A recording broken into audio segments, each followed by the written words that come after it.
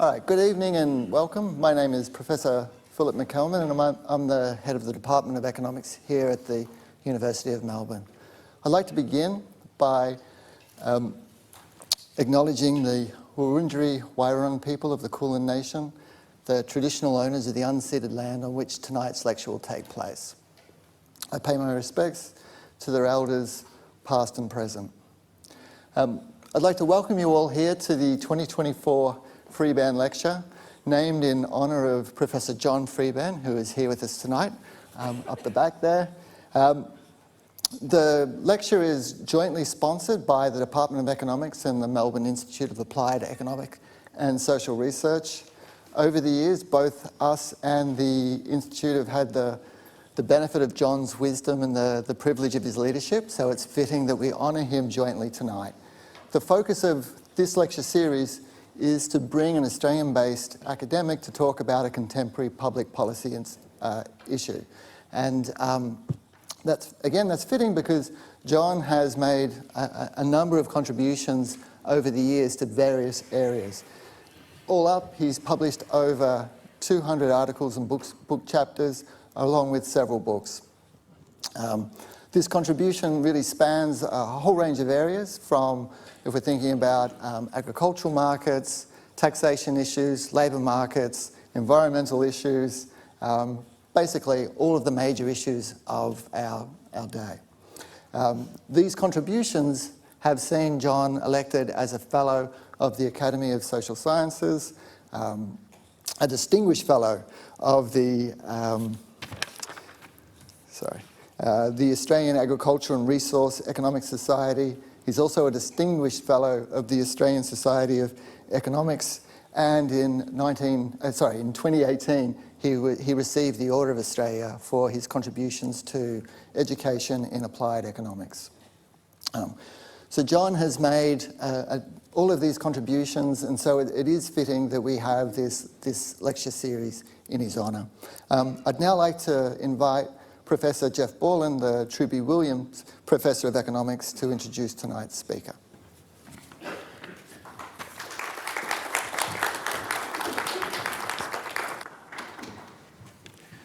Thanks very much, Phil.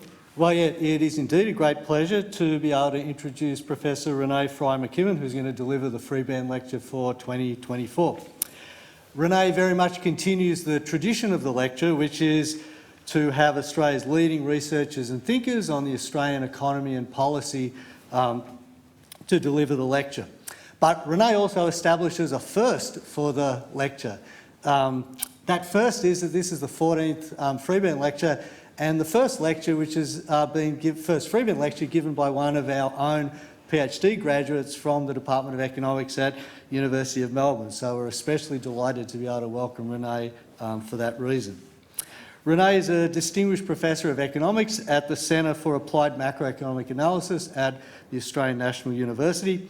Her research focuses on the international macroeconomy and financial markets, with particular reference to Australia and other small open economies. Renée's published widely in the leading international and Australian journals. She's known as an outstanding citizen in the economics profession in Australia, making sort of a huge variety of contributions, including at the moment as managing editor of the main general economics journal in Australia, the Economic Record. And both for her contributions to research and contributions to the profession, Renée was in 2018 made a Fellow of the Academy of Social Sciences in Australia. Renée has extensive experience in researching and writing on macroeconomic policy in Australia. At the moment, she is an advisor to the Commonwealth Treasury on macroeconomics and macroeconometrics. And in 2022-23, she was one of 3 eminent economists appointed by the Treasurer to conduct an independent review of the Reserve Bank of Australia. And the report from that review, together with the white paper on full employment, is the foundation of the current government's framework for macroeconomic policy. And the report that Renée and her fellow panel members put together is really an outstanding economic document, and I think essential reading for anyone interested in Australian the Australian economy and policy in the 21st century. In her talk tonight, Renée is going to be drawing on her experience in the review and a broader set of research that she's undertaking at the moment on central bank reviews. Following Renée's presentation, Professor Beth Webster, who's Director of the Melbourne Institute, will moderate question time and officially close the lecture. Renée, we're exceptionally grateful to you for accepting our invitation to present the 2024 Freebairn Lecture, and I'd welcome you like to welcome you now to do that. So.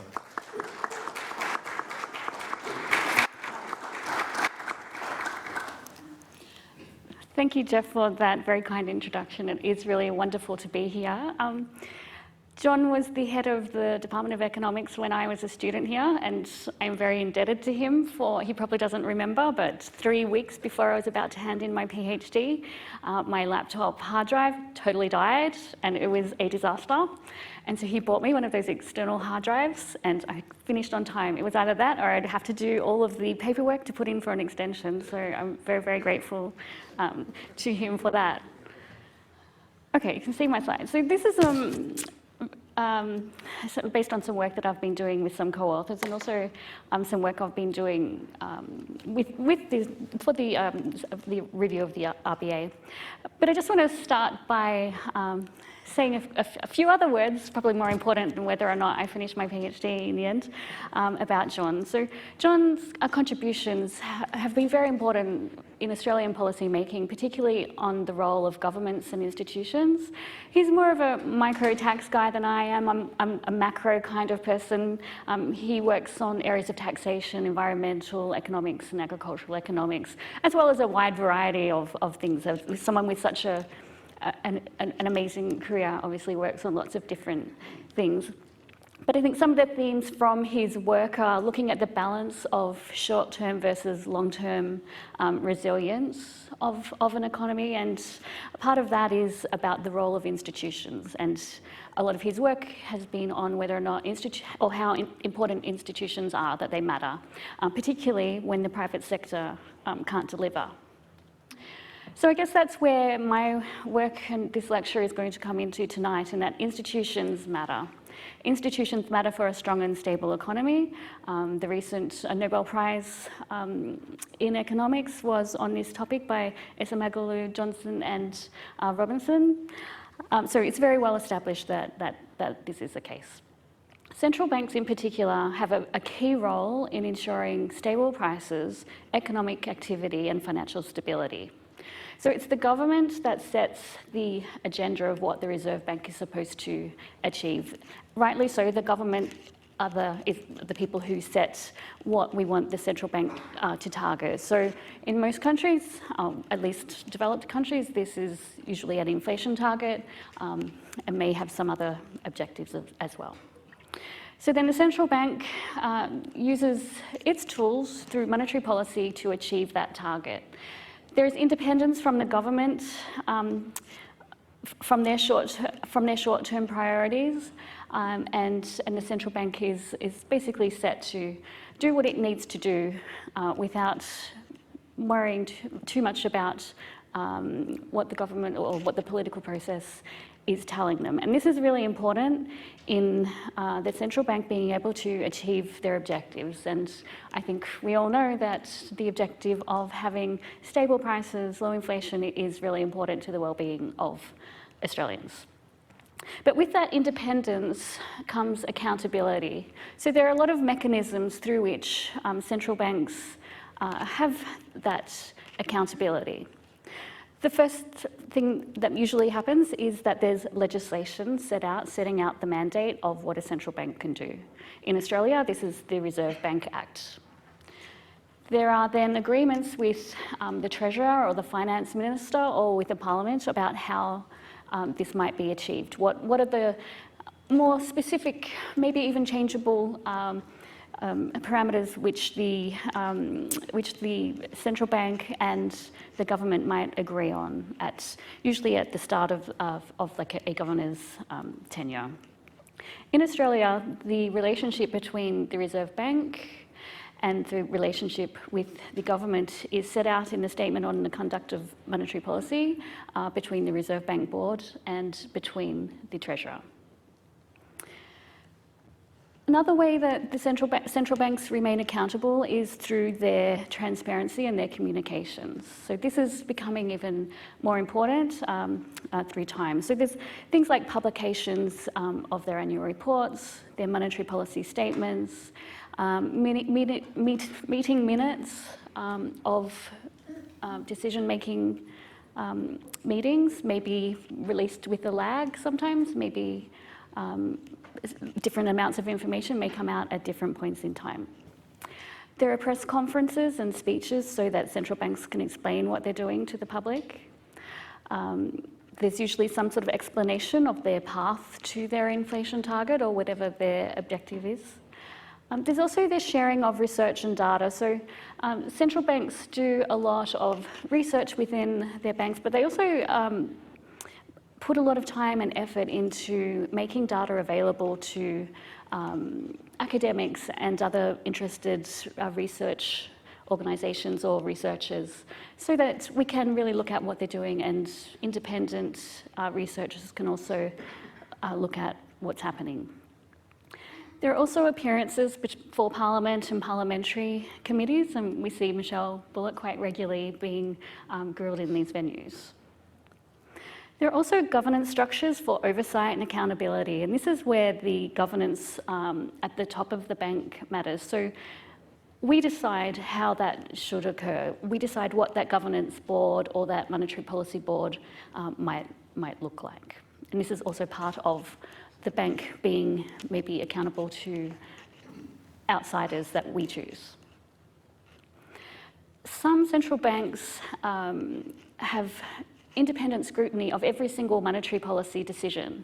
So in Norway, the BI Norwegian Business School appoints some academics every year to go through every single monetary policy decision and look at exactly what information the bank had, what was happening around them, and giving an independent assessment of whether or not they think or they thought that that decision was right. Obviously, they may have a little benefit of hindsight, but potentially there are some lessons to be learned through that process. In Sweden, the Committee on Finance of the government appoint domestic experts to do a similar thing. And then there's reviews like the review that we've recently had in Australia, the independent review of the central bank. Some countries actually legislate that these reviews might have to occur on a 5-yearly basis, and sometimes banks themselves will choose to do their own review. But at the end, independence and accountability are important for central bank credibility, and credibility matters for macroeconomic stability. So it matters for low and stable inflation, and it matters for stable output growth, as well as financial stability.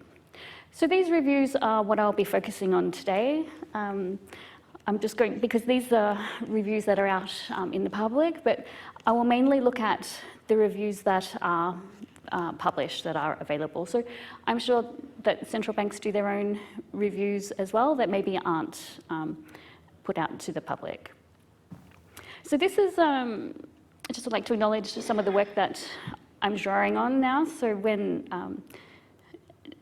Jeff and Roger asked me if I would do this lecture, I was kind of thinking that maybe I wanted to write this paper on central bank reviews, looking at the international experience. Why do countries choose to do these reviews? Who does the evaluation? What are their terms of reference?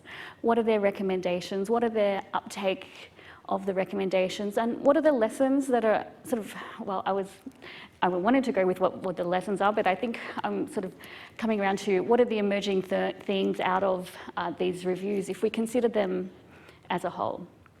So that particular work on that international comparison is joint with Hans Gemberg, who has been working for a long time. He's got about 50 papers on issues relating to central banks. He was at the Hong Kong Monetary Authority, and at the CSEN Centre, which is the Southeast Asian Central Bank Training Centre. Ozer Karagadaliki, who was at the Reserve Bank of New Zealand, the Reserve Bank of Australia. He was at CSEN as well, and is at the Asian Business School. Warwick McKibbin, who was a board member here at the RBA, and also reviewed the Reserve Bank of New Zealand's review recently. And Tara Sinclair, who is from George Washington University, and who has just recently spent 18 months working on secondment with Janet Yellen in the Treasury in the US. I also have the RBA Fit for the Future with Gordon DeBrow and Carolyn Wilkins, and I see some of the people involved in the Secretariat and also in setting out the terms of reference for this review in the audience, so we can ask the really hard questions to them. And then I've also written a couple of other papers on central bank responses to the post-COVID period of high inflation, the case of Australia. So this is in a volume that came out of the CEPR in London, and they took people from central banks all around the world and got them to write a chapter on how their individual country responded to the high inflation after the pandemic, and put them in a volume and drew some lessons from that.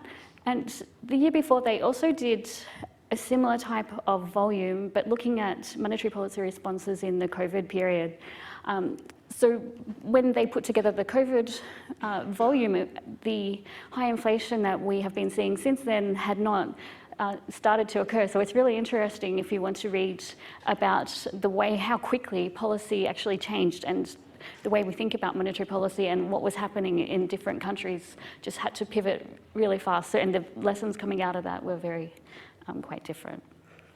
So what I want to do today is just go over a little bit about the history of central bank reviews, just give a bit of a comparison so you get a sense of what different countries are doing in terms of their mandates and frameworks and also their governance.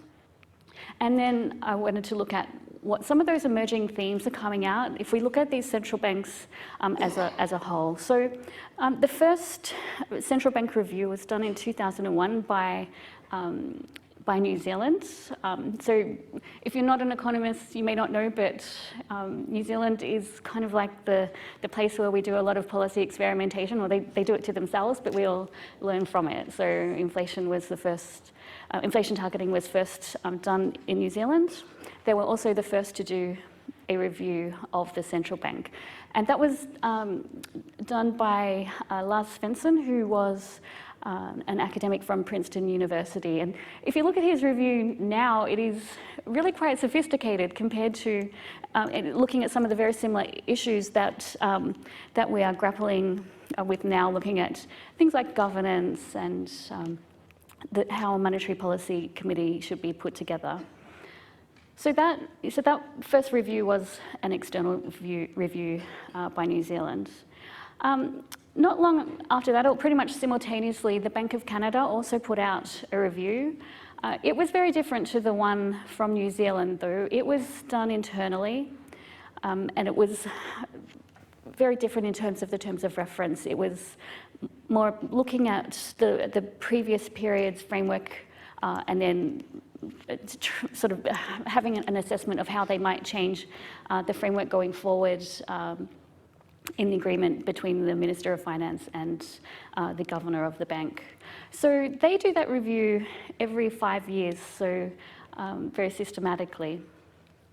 Then the other country that does a very systematic set of reviews is the Riksbank in Sweden. So they also do their reviews every 5 years. They started doing their reviews 5 years after they started their inflation targeting, and that is also done by external people as well.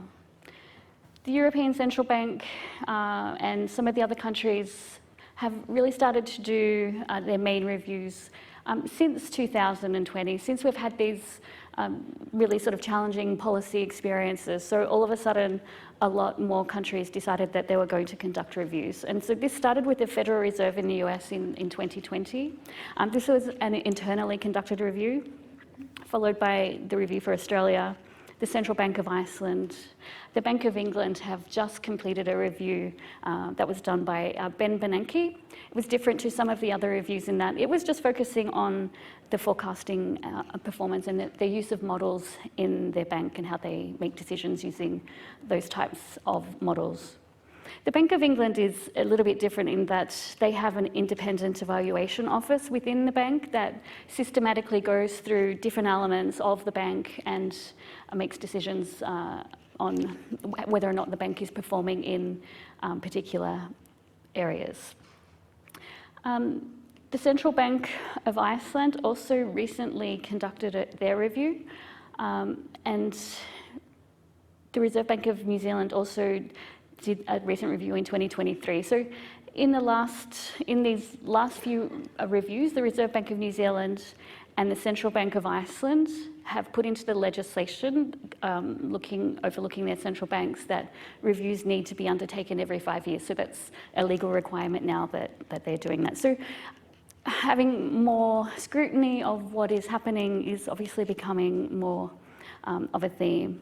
And even for the Bank of Canada, they have recently announced well, it's not really an external review, it's more like the case of New Zealand, where they have an internal review, but then they have external people reviewing what they've done. So for the Bank of Canada, they have 3 reviewers now looking at their unconventional monetary policies in their country. Okay, so I think I've pretty much talked about all of these points about the history of central bank reviews, just looking at that previous slide. I guess it may be worthwhile mentioning that in addition to the Bank of England having an independent evaluation office, the World Bank and the IMF also are organisations that have similar sort of structures where they have independent people looking at different elements of their countries. So we're also interested in why reviews were initiated and who initiated them. It's obviously good practice to have reviews, and I think that politicians and finance ministries and treasuries have also come to that conclusion as well. So in Australia, we all know that the review of the RBA started during coming out of bipartisan electoral promises from both sides of politics, and then with the Treasurer initiating that, Jim Chalmers, when he became Treasurer. For Canada, it also comes out of the Ministry of Finance. It's like a joint thing with the Ministry of Finance. The Bank of Canada were the ones who initiated their recent review on looking at the unconventional or the balance sheet type policies. The European Central Bank is an internal thing as well. And as I said before, Iceland is now in the Central Bank Act, as is New Zealand, but that is done with the Ministry of Finance. And in New Zealand, there's a lot of to and froing between that review process feeding into the renewal of the frameworks or the remit and what is happening in New Zealand. In Sweden, it's the Committee on Finance that initially initiated the reviews and who works with the central bank in implementing those. In the UK, it's the Bank of England Court of Directors, and in the US, the Fed initiated theirs themselves. So there's a variety of reasons for initiating the reviews, and I think the use of the non-traditional monetary policy tools in the last few years, at least for countries like Australia, has been a very good reason to look at in more detail the mechanisms of monetary policy. And there was also a lot of concern about countries missing their inflation target, whether below or above, over time. That has really increased public need for accountability or understanding what has happened.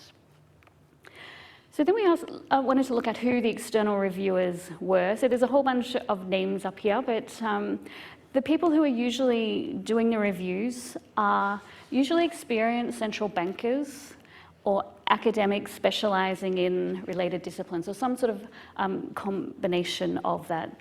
There's usually, not always, but sometimes there's an international perspective.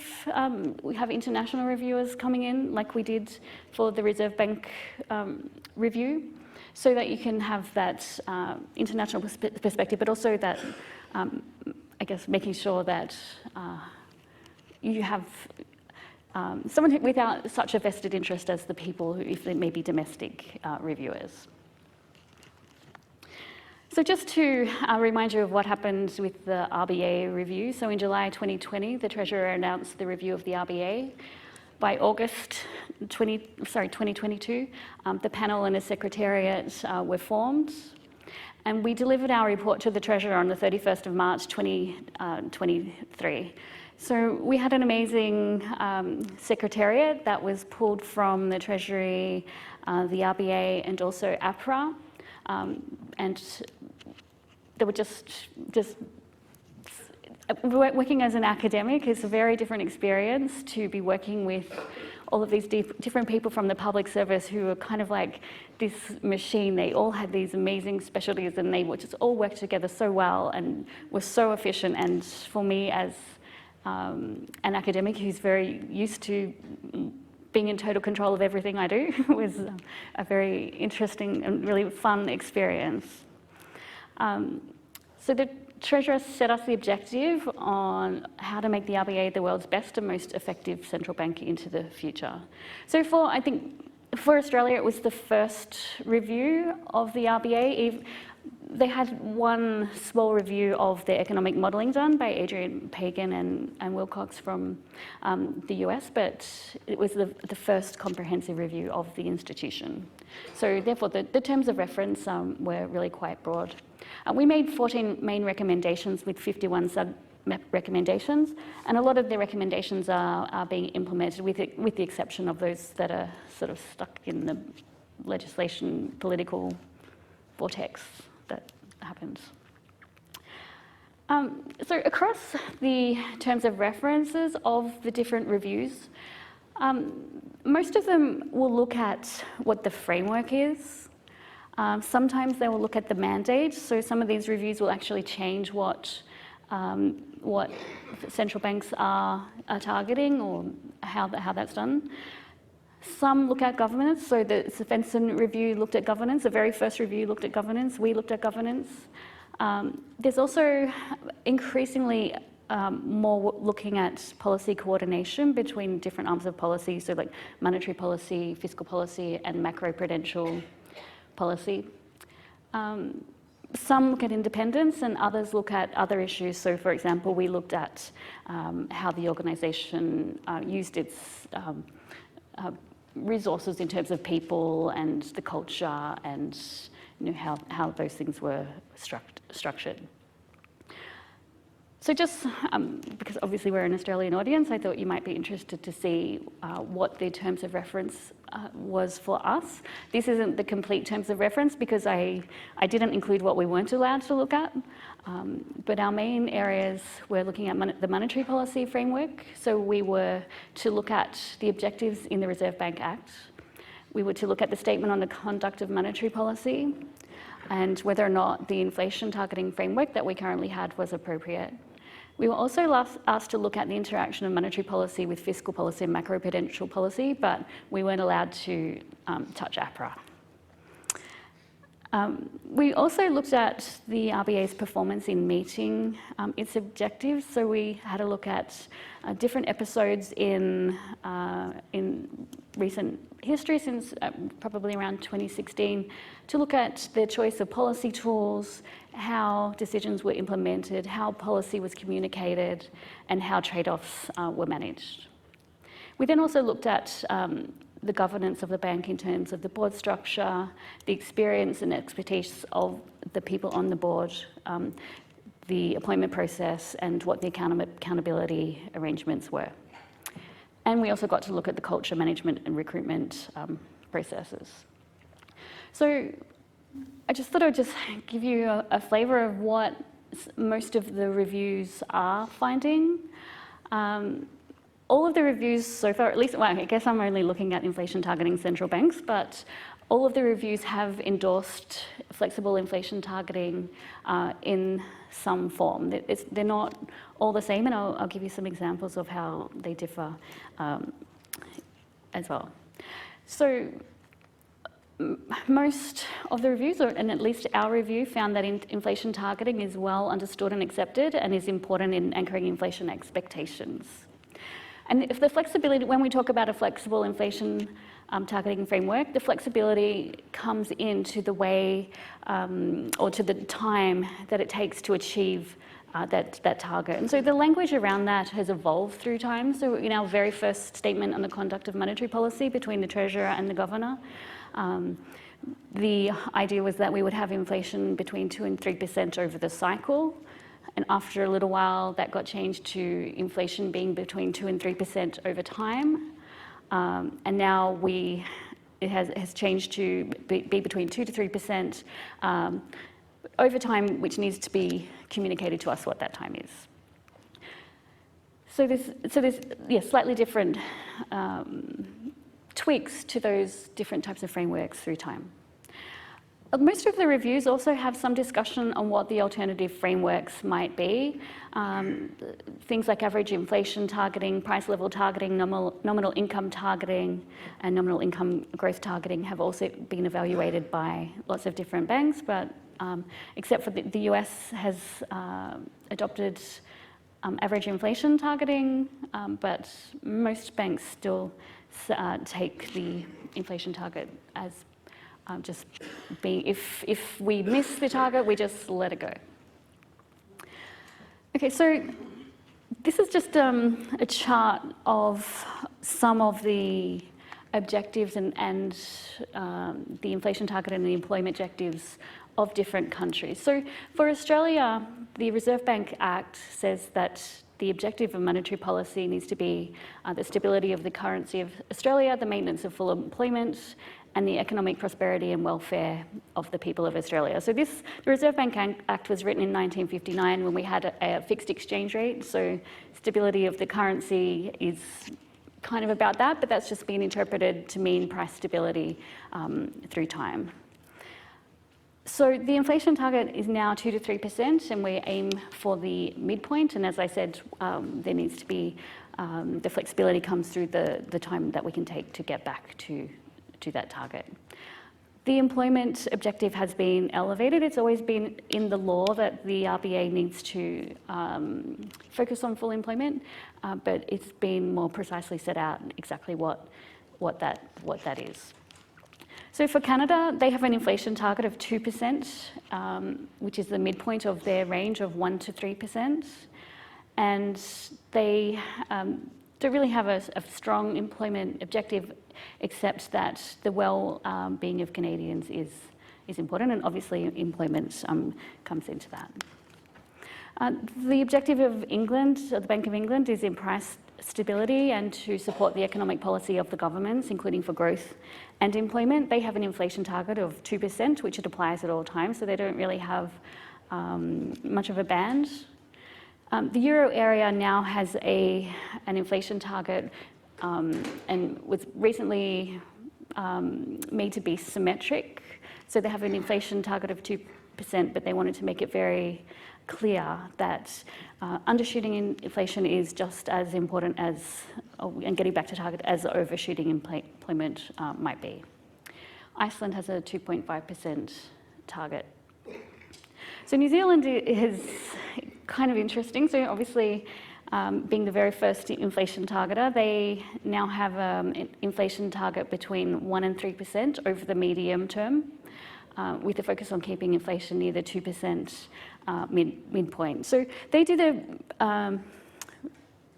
they adopted a dual mandate in the middle of 2021, where they also had the employment objective, but then the new government came in and changed that back. So they had a change in their remit within about 6 months. And the US now has an average inflation target of 2% over time. So in terms of central bank governance, this is important for trust, transparency and accountability. So the trend in some of the reviews that we've been looking at is that there's been a move away from that single decision maker. So going back to the very first review for New Zealand in 2001 by Svensson, one of his main recommendations was that having a single decision maker for making monetary policy decisions in the governor was high risk, and that they would be better to have a monetary policy board. So they didn't act on that until 2020 when they implemented a monetary policy board. But that was a really interesting review as well, because Svensson found that the accountability mechanisms within the bank were also very limited. So the board of directors of the bank was able to dismiss the governor if they were unhappy. However, that board of directors was chaired by the governor. So he kind of recommended that that be changed, but it actually took a little while for that to happen. So some of these recommendations do take a little while to come through. So I think one of the other trends that is coming is that monetary policy decision making is becoming more committee-based. There's really only Canada and I guess still Australia where we have a single decision maker making the decisions for monetary policy. So one of the recommendations from one of the reviews for Canada was that maybe we need to look at this single decision maker issue, but rather than make any formal change to any of the legislation or the documents governing the governance of the way the bank works, the governor made a monetary policy committee, and they seem to have a consensus-based decision-making approach, but the governor is still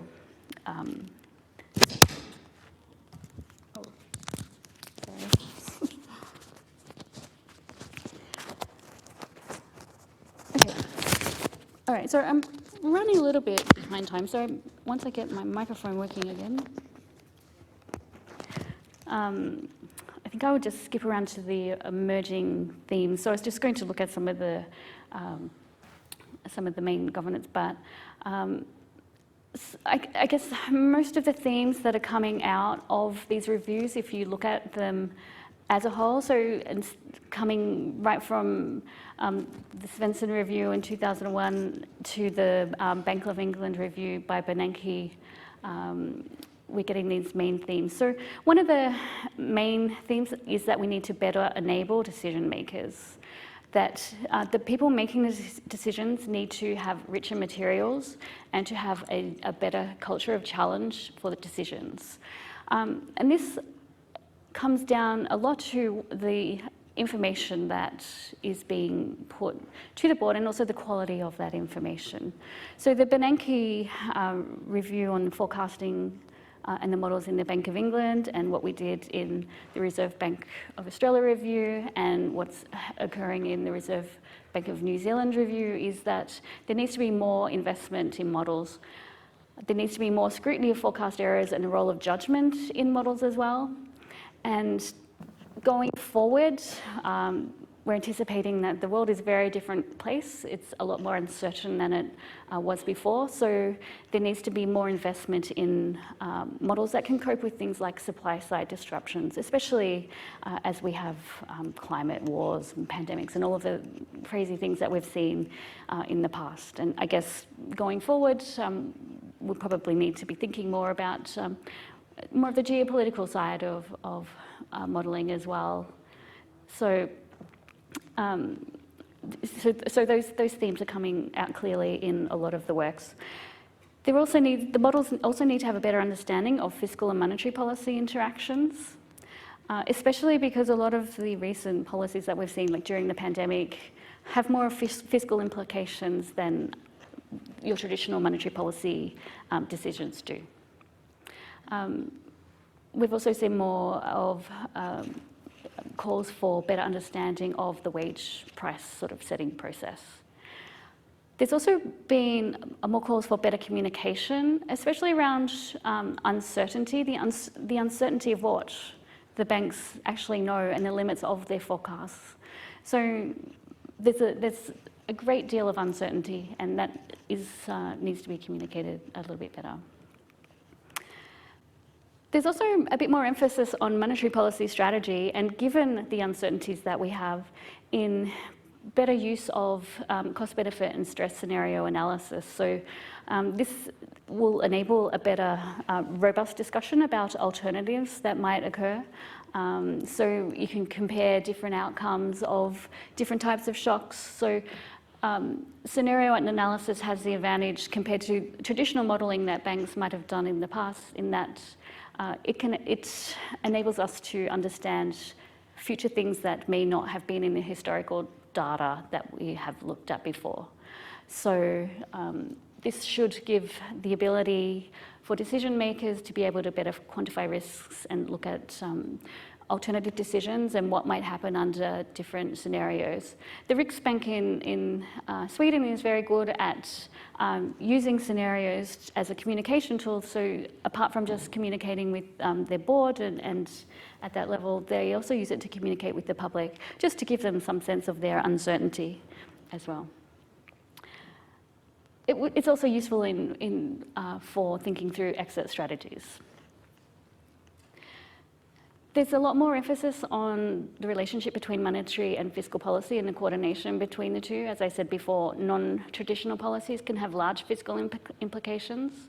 And now that we're in a world where interest rates are higher, this has more implications for the financing of government debt. So there's going to be more of a back and forth between monetary and fiscal policy. And we've seen some instances in the US when the US were heading towards their debt ceiling, and Janet Yellen was playing around with different bonds, and there was some criticism that maybe she was interfering with monetary policy and so on. So there's even though she was just doing what she needed to do so that the country didn't default. So obviously maybe not a problem here, but globally there's a lot more interaction between monetary and fiscal policy.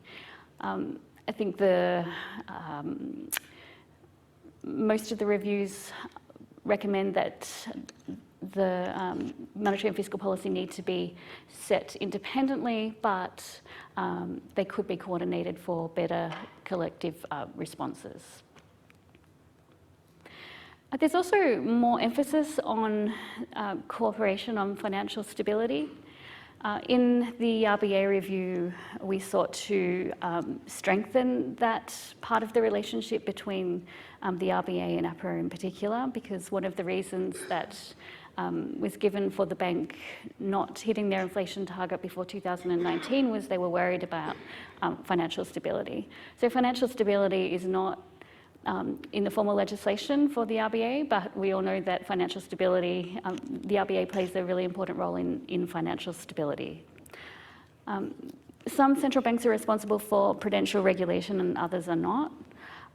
So there's a lot of differences across the different institutions and how they work together, but it is very clear that financial stability requires vigilance, and it requires coordination and people making a concerted effort to really think about the bigger systemic type of picture. And so one of our recommendations was for the Council of Financial Regulators to have more formalised structures in the relationships between the different main regulators in Australia in addressing financial stability.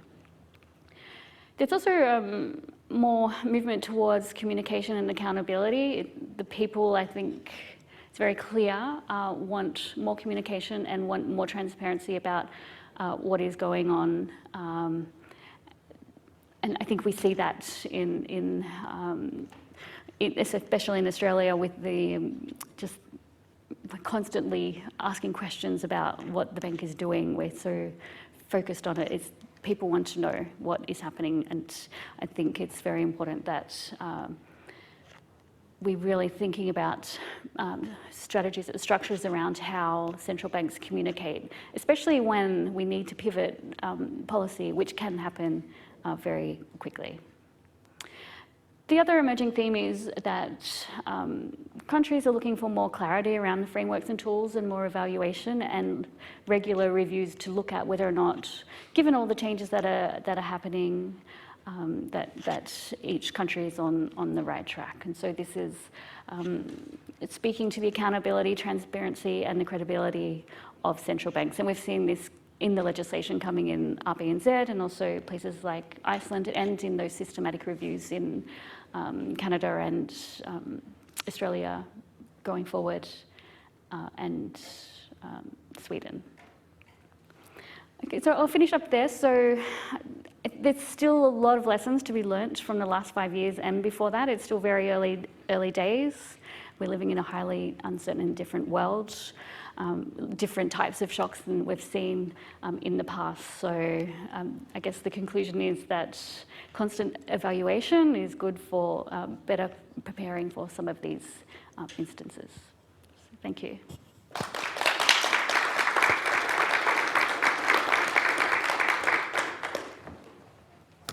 So thank you very much, Renée, for a great insight and discussion. Coming from an outsider looking inside one of Australia's most scrutinised organisations. So I'd now like to, I'm Beth Webster, by the way, the Director of the Melbourne Institute here at the University of Melbourne. Now I'd like to open the floor up for questions to Renée. I think we have 2 roving mics up the back and down the front here. I don't know.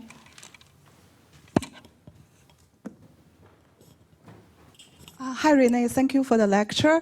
In terms of the Monetary Policy Board composition, you skipped through very quickly. Yeah, but I noticed that Australia is probably the only country that has more external members on the Monetary Policy Board. Yeah.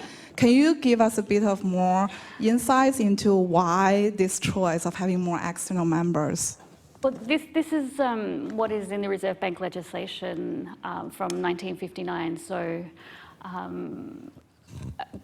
I guess traditionally, when the legislation was written, it was a very different world, and a lot of people from business and other different types of industries, and also different states.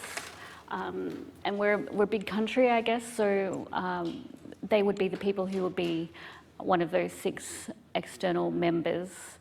I think if you're comparing it to, say, the European area or the US, where each basically have their own, each state or small country have their own Federal Reserve. These are the people who are sitting on the boards of those larger areas. So I think it's just part of the tradition for Australians to want to have more people on that board who are representing different parts of society. Jeff? Where am I looking? Yeah, Renée, to what extent are central banks around the world cognizant about the socio-ecological crisis? The growing gap between the rich and the poor that we see in all countries, virtually all countries, including Australia, and climate change, the climate crisis, because we've now had 29 of these UN climate change conferences. And despite the best of intentions, and I suspect that those climate conferences have been captured by the fossil fuel industry, the emissions and the temperatures continue to go up. So do central banks begin to even deal with some of those issues? Okay. So central banks have very blunt instruments. They can't do everything, but I think they are very cognizant of the socio-economic aspects of monetary policy and how it falls very differently on different groups. But that's not really, redistribution isn't really anything that they can do, but I think that's more of a role of the government. They only have very short-term instruments that they can use. But it's obviously an issue. It's obviously something that we need to be thinking about. But it really is not, that sort of thing is not really, income distribution thing is not really in the bank's control.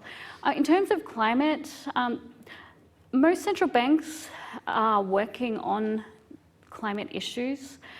They don't target climate in their objectives. None of them target climate in their objectives, but they, well, at least most of them that I know of, do have climate in the things that they are interested in and the things that they're modelling, in understanding and trying to, some countries encouraging green finance and trying to influence the financial system in that way to be able to facilitate change in the way finance is structured. But I don't think central banks themselves can target climate, because I think sometimes when there will be climate disruptions, the response of the central bank need to be different in the short term to accommodate things like supply shocks than you would necessarily want. So I think that you need to have more fiscal policy or other types of policy to be able to deal with that climate issue. Right. Jeff? Thanks, Renée. So looking forward, sort of, so you talked about, your concluding point was about evaluation, the need for evaluation. What should we be doing in terms of future cycle of evaluation, in terms of timing and internal, external?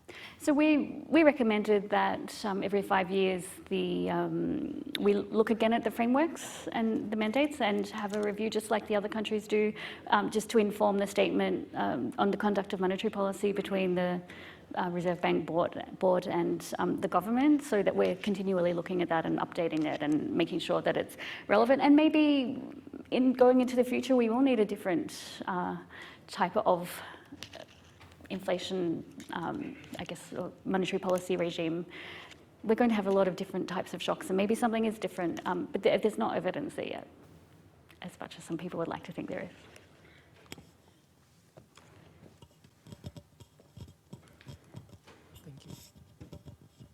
Thank you, Renée, for the lecture. I can see that in your lecture you see some banks, they have dual mandate, and some they just have only one single mandate. Yeah. Do you think that's going to make difference in terms of monetary policy decision? And also, does that mean that having dual mandate make it more difficult for monetary policy decision? So the Reserve Bank still has a tri-mandate now, so it has stability of the currency, full employment, and the welfare and prosperity of the Australian people. And when we were looking at some of the episodes in monetary policy, having the welfare and prosperity of the Australian people kind of confused things, because what exactly does that mean? But we know that central banks that are targeting inflation need to target inflation, but they're not going to target, like right now, they're not trying to get, the RBA is not trying to get the inflation back between the band in any short period of time, because they're worried about employment. So they're worried about something else by not getting into that target period. So what is that thing?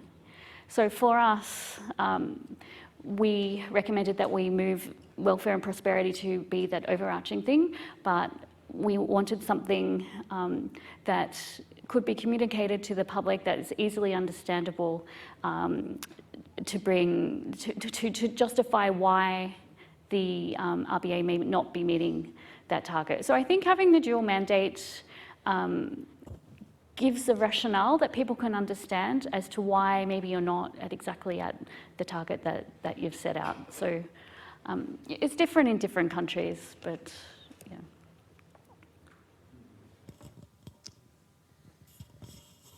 Hi. I think there was a bit of discussion within the Parliament in relation to the structure within the Reserve Bank.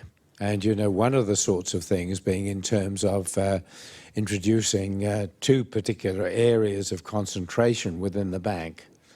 And I think that the issue was whether the current structure should be continued as it was, or basically that there should be new areas within the structure of the board to provide new information, and to some extent to introduce new information and new data as a structure of the Reserve Bank and how it was operating. Do you mean the governance board and the monetary policy board?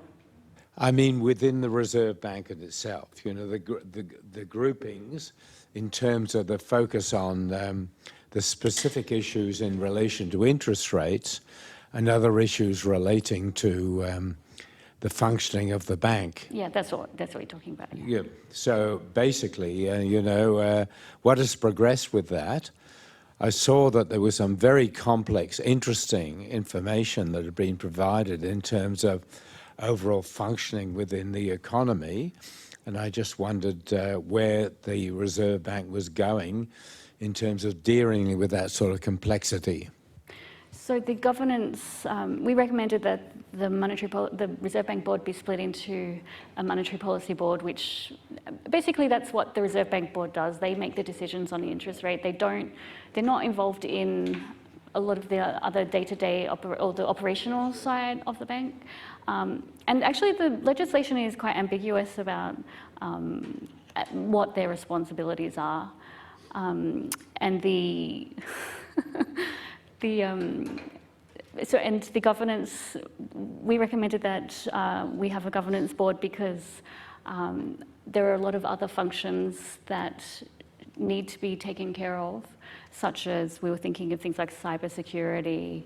Now it would seem that AI is really important, human resources, the renovation of the bank, which has blown out of budget, and lots of those different types of things that it would be good to have some oversight of that's not coming from, that's sort of separate from monetary policy decision making. And we have time for one more question, maybe Alan. Just go in front of you. For Mike.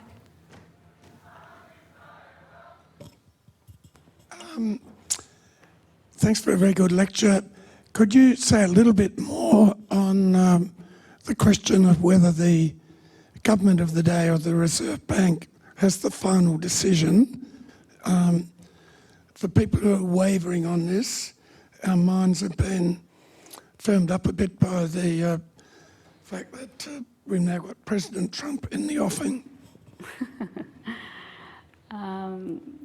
So we recommended that we increase the independence of the Reserve Bank so that the Treasurer cannot overrule the decisions of the Reserve Bank. Our feeling was, and maybe we had President Trump in our mind, that if there was to be an overruling of the Reserve Bank, that it should come from the Parliament. It should be a decision made there, rather than the executive government or the Treasurer being able to do that. So there are other ways that the bank could effectively overrule the RBA if it wanted to. All it needs to do is stimulate the economy and stick a whole lot of money in. If they don't like what it's doing, I mean, they can do it in other ways, but I think it's really important for the credibility of the organisation that the Treasurer cannot just overrule the bank. It's never been used, but I don't think that's a reason to keep it in there. And I'm actually really surprised that that's the one thing that is a sticking point, actually. Anyway. Right. So I'd just like to finish off by thanking Renée very much for a very stimulating lecture. Some of the themes that you've raised really echo across so many parts of economics, because you talked about the importance of institutions, which is now becoming, not just because of the Nobel Prize winners recently, becoming more to the fore, more discussed. Transparency, communication, better reviews of empirical evidence, scrutiny, testing, challenging, being open. So I'm really glad to see it's happening in your neck of the woods as well as all the other neck of the woods that we work in. So can you all thank Renée very much for that? Thank you. Thank you.